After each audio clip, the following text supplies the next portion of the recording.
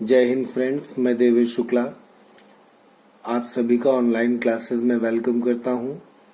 आज का video 11th class के हिंदी और इंग्लिश मीडियम स्टूडेंट्स के लिए हॉर्नबिल बुक से first lesson the portrait of a lady का थर्ड एंड फाइनल पार्ट है। आज हम लोग इस चैप्टर का कंक्लूजन देखेंगे, तो आइए वीडियो स्टार्ट करते हैं। When I decided to go abroad for further studies आगे की पढ़ाई, जब मैंने आगे की पढ़ाई के लिए विदेश जाने का निर्णय लिया तो आई वॉज श्योर, मुझे विश्वास था, my grand mother would be upset, कि मेरी दादी माँ परेशान हो जाएंगी, दुखी हो जाएंगी। I would be away for 5 years, मैं 5 सालों तक दूर रहूंगा। एंड एट हर एज, और उसकी उम्र में, नो वन कुड टेल, कोई बता नहीं सकता था। यहाँ पर टेल मीनिंग बताना नहीं होगा, टेल का सेंस लेंगे करने से। उसकी एज में कोई भी व्यक्ति ऐसा नहीं कर सकता था। But my grand mother could, लेकिन मेरी दादी माँ कर सकती थी। तो उसने क्या किया? She was not even sentimental, वो भावुक भी नहीं थी। She came to leave me at the railway station, वो मुझे रेलवे स्टेशन पर छोड़ने आई, but did not talk or show any emotion, लेकिन उसने ना तो हमसे बातें की और ना ही कोई भाव अभिव्यक्ति की। Her lips moved in prayer, उसके होंठ प्रार्थना में हिल रहे थे। Her mind was lost in prayer, और उसका मस्तिष्क प्रार्थना में डूबा हुआ था। Her fingers were busy telling the beats of her rosary, उसकी उंगलियां माले के मनकों को जपने में व्यस्त थीं। Silently she kissed my forehead, चुपचाप उसने मेरे माथे पर चुम्बन लिया। And when I left, और जब मैं गया, I cherished the moist imprint, तो मैंने उन moist means गीले imprint, छाप या निशान को संजो लिया, सहेज लिया। As perhaps the last sign of physical contact between us, as के रूप में, किसके रूप में? जैसे कि ये लास्ट साइन, अंतिम निशानी थी, अंतिम प्रतीक था ऑफ फिजिकल कॉन्टैक्ट, शारीरिक संपर्क का, बिटवीन अस, हमारे बीच में। तो जब मैंने विदेश जाने का निर्णय लिया, उस समय जब मैं गया तो दादी माँ ने जब ऑथर के माथे पर चुम्बन लिया तो ऑथर को ऐसे फील हुआ जैसे ये उसके बीच का आखिरी शारीरिक संपर्क था और ये चुम्बन उस अंतिम संपर्क का प्रतीक था जिसको उसने संजो लिया। But that was not so, लेकिन ऐसा नहीं था। आफ्टर 5 years, 5 सालों के बाद, आई केम बैक होम, मैं वापस घर लौटा।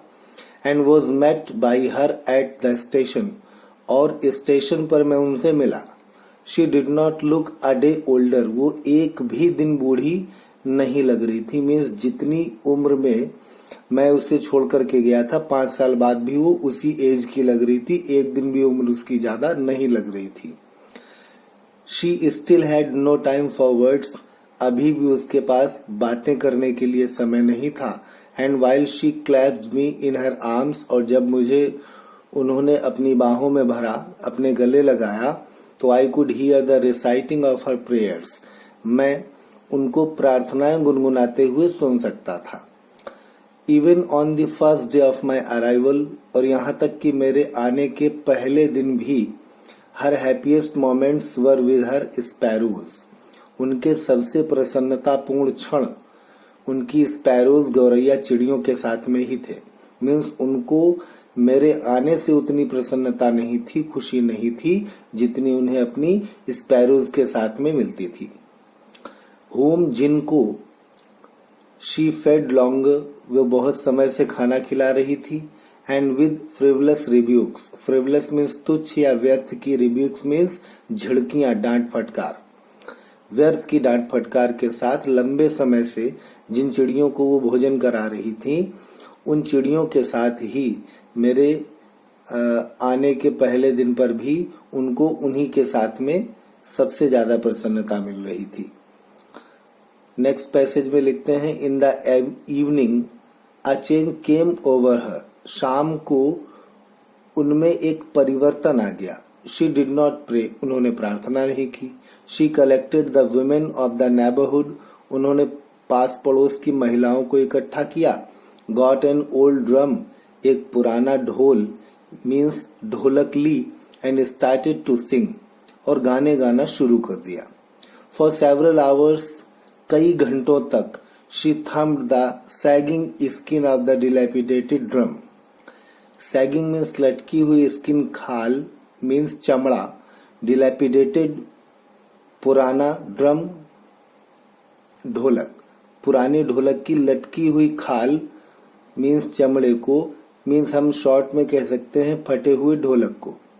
कई घंटों तक उन्होंने फटी हुई ढोलक को पीटा मीन्स बजाया। And सैंग of the home coming of warriors, और योद्धाओं के घर वापस आने वाले गाने गाए। योद्धा जो विजयी होकर युद्ध में जीत कर घर लौटते हैं, तो वो और उनके प्रियजन जो खुशियों के गीत गाते हैं, वही गीत उन्होंने गाए और फटी हुई पुरानी सी ढोलक को कई घंटों तक बजाया। We had to persuade her to stop to avoid over straining. Over strain होता है अत्यधिक थकना, अवॉइड बचाने के लिए, अत्यधिक थकान से उनको बचाने के लिए we had to persuade her to stop, हमें उनको रुकने के लिए परसुएड मनाना पड़ा।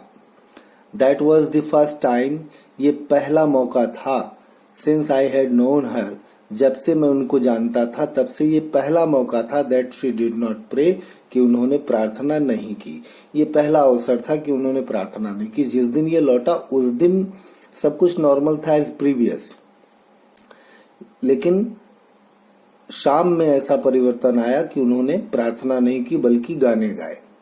द नेक्स्ट मॉर्निंग, अगली सुबह, शी वॉज टेकन इल, वो बीमार हो गई।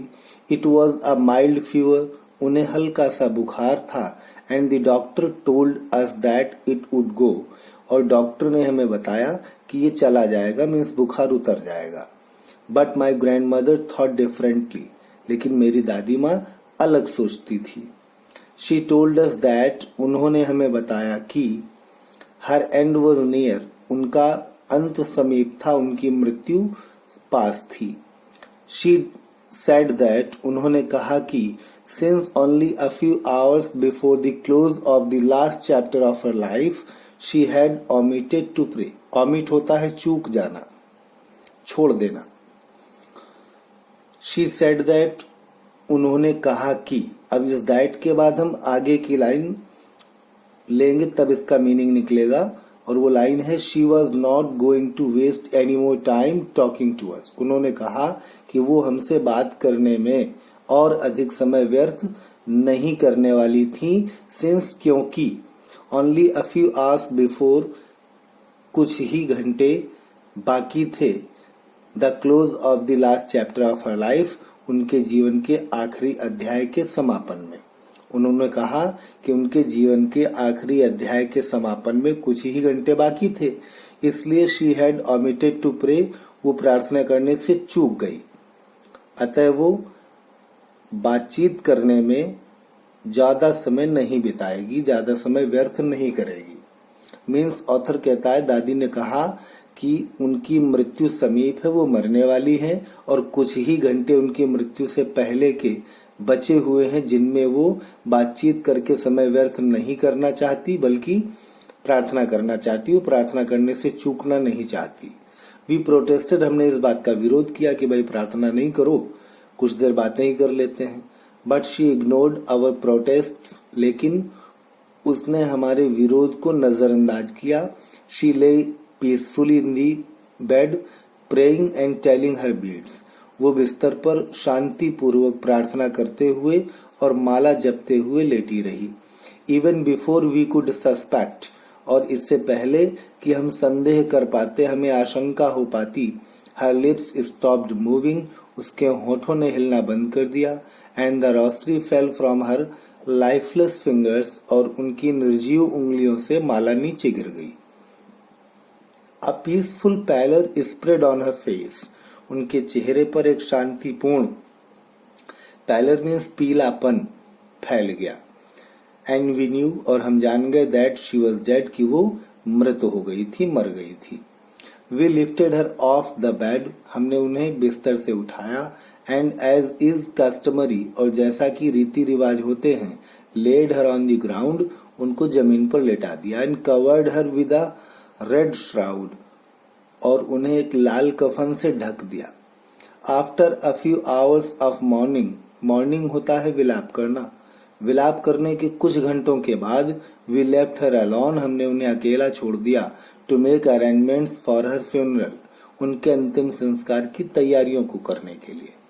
कुछ घंटे रोने धोने के बाद अंतिम संस्कार की तैयारी करने के लिए हमने उनको अकेला छोड़ दिया। In the evening we went to her room, और शाम को हम उनके कमरे में गए। With a crude stretcher, crude होता है कच्चा, यहाँ पर स्ट्रेचर दिया गया है, स्ट्रेचर के साथ क्रूड का मीनिंग हो जाएगा अर्थी। शाम को हम लोग अर्थी लेकर के उनके कमरे में गए। To take her to be cremated, उनका दाह संस्कार करने के लिए, उनको ले जाने के वास्ते। द सन वॉज सेटिंग, सूरज डूब रहा था। And had lit her room, और उसने कमरे को जगमगा दिया था, प्रकाशित कर दिया था। एंड वरांडा, और बरामदे को भी प्रकाशित कर दिया था। विद अ ब्लेज, एक चमक से, ऑफ गोल्डन लाइट, सुनहरे प्रकाश की। डूबते हुए सूरज ने उनके कमरे और बरामदे को सुनहरे प्रकाश की चमक से जगमगा दिया था। We stopped halfway in the courtyard, हम आंगन के आधे रास्ते पर रुक गए। All over the veranda and in her room, पूरे वरामदे में और उनके कमरे में। राइट अप टू वेयर, उस स्थान तक जिस स्थान पर शी ले डेड, वो मृत पड़ी हुई थी। एंड स्टिफ रैप्ड मीन्स पूरी तरह से ढकी हुई।